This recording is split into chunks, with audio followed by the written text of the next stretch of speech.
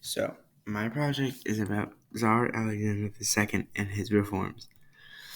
So, who he was. He came into power in 1851, and this was at the start of the Crimean War, and he died in 1886. His nickname was Tsar the Reformer, as he made many great reforms. His son was Nicholas II, who was the last Tsar of Russia, and he had hemophilia, which is where your blood doesn't clot.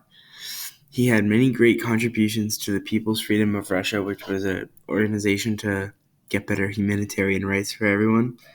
And he was also had many assassination attempts on him, which he survived through.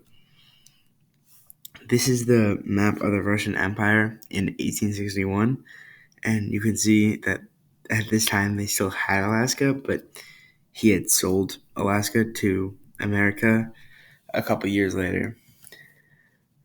This is the Emancipation of Serfs Act. It had many different names. Two of them were the Emancipation of 1861 or the Edict of Emancipation.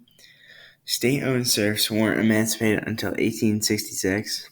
They weren't considered serfs, but they weren't freed until then. They had to pay large amounts of money to their owner that they weren't able to pay, and they were basically still in slavery. And there was two kinds of serfs: privately owned, which is where they had like one owner, and state-owned, which is where they would work for the government.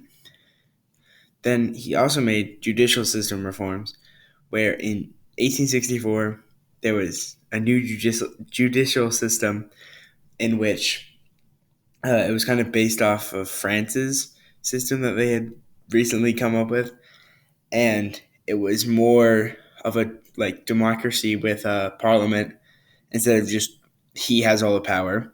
And like our Supreme Court today, judges were appointed for life, and until they died or they couldn't go on or couldn't keep judging, they were there. He made lots of economic reforms, and as I said earlier, he sold Alaska to America for 7.2 million USD, which in our money now is 133 million USD.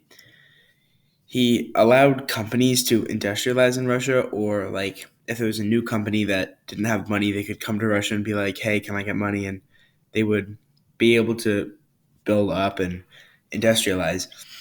And because of all this free serfs, everyone had free labor or very cheap labor, so they were able to build their company and get booming.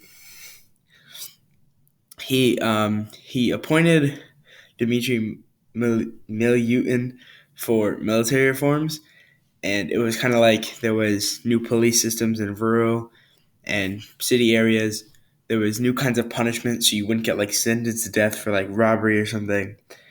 And all these reforms were like kept across the empire, no matter where you lived.